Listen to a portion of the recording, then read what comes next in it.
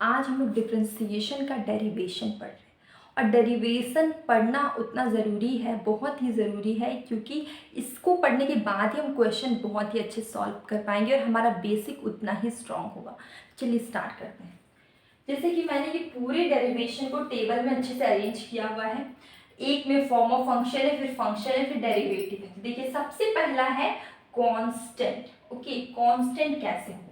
मान लीजिए y equal to A B है, ठीक है। हम छोटा एग्जांपल ले रहे हैं, तो आप इसे कैसे डिफ्रेंशिएट करेंगे? D Y upon D X की फॉर्म में, मतलब कि इसको डिफ्रेंशिएट कर रहे हैं हम लोग, y को डिफ्रेंशिएट कर रहे हैं x के रिस्पेक्ट में। ये तो आप लोग जानते हैं बेसिक। तो अब हम क्या करेंगे? d अपॉन डी एक्स, ये y है, ठीक है, ये y है। यहाँ पे हम लोग यहाँ पे y लिख रहे हैं, तो यहाँ पे हम लिख देंगे a b a। अब बताइए यहाँ पे कोई डिफ्रेंशिएशन हो पाएगा क्या? कहीं पर भी x है? नहीं है। यहाँ पर a और b है, इसका मतलब ये क्या है? कांस्टेंट है, इसको कांस्टेंट मान लेंगे। इसका डेरिवेशन हो जाएगा 0। देखिए इसका डेरिवेशन क्या है? 0 है। तो ये हमारा कांस्टेंट हो गया। उसके बाद है सम एंड डिफरेंस। ओके, तो उसके बाद हमारा सम एंड डिफरेंस आया, इसको हम इरेज कर लेते हैं। सम एंड डिफरेंस में क्या हो जा रहा है? ये y equal to U plus minus V, ये हमारा सम एंड डिफरेंस है, ठीक है। तो यहाँ पे u और v को अगर सम रहे तो u प्लस v, और अगर डिफरेंस रहे तो u माइनस v, इसको साथ में लिख दिए। इसके बाद आता है प्रोडक्ट रूल। प्रोडक्ट रूल क्या हो जाएगा भाई? प्रोडक्ट रूल हमारा होगा, आप तो जानते हैं, मल्टीप्लाई के फॉर्म में होता है, y equal to U multiply v। अब हम इसे कैसे डिफरेंशिएट डेरिवेट करते? देखिए ये हमारा एक है u और ये है हमारा v, इसी से हमारा फॉर्मूला डेरिवेशन होगा।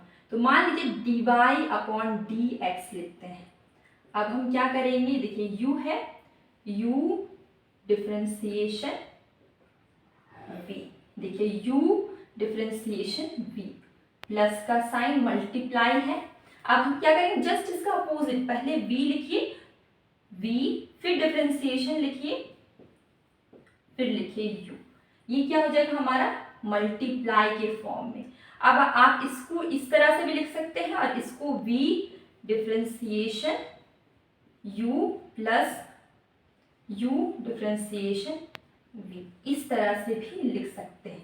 दोनों फॉर्मूला सेम है, बस हम लोग आगे पीछे कर दे रहे हैं।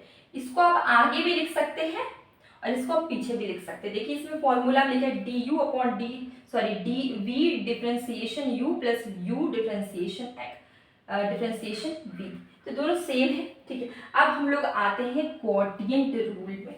इसको हम लोग डिवाइड रूल भी बोल सकते हैं, ये डिवाइड की तरह ही है।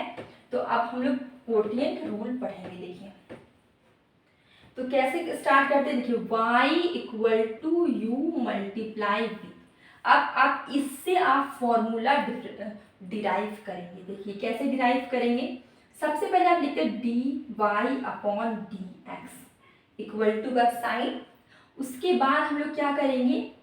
v, नीचे v है, v डिफरेंशिएशन x के रिस्पेक्ट में u को करेंगे। फिर क्या करेंगे? डिवाइड है तो यहाँ पे माइनस का साइन, फिर u डिफरेंशिएशन x के रिस्पेक्ट में, फिर लिखेंगे v, डिवाइड का साइन, v का स्क्वायर। ये हमारा क्या गया? Quotient rule. तो हमने ये सब कुछ पढ़ लिया। फर्स्ट हमने कांस्टेंट पढ़ा, फिर सम एंड डिफरेंस पढ़ा, फिर प्रोडक्ट पढ़ा, फिर क्वोटिएंट रूल पढ़ा। तीनों का देख लीजिए। उसके बाद नेक्स्ट हम क्या देखने वाले हैं? बहुत इंपॉर्टेंट है एक्सपोनेंशियल और लॉगरिथमिक, ठीक है। तो अब हम ये देखिए, एक्सपोनेंशियल की अगर हम बात करें, y equal to e x, देखिए y equal to e x, तो ये इसका अगर हम डिफरेंशिएशन निकालते हैं D Y upon D x, तो इसमें कुछ भी चेंज नहीं आएगा, same to same d Y.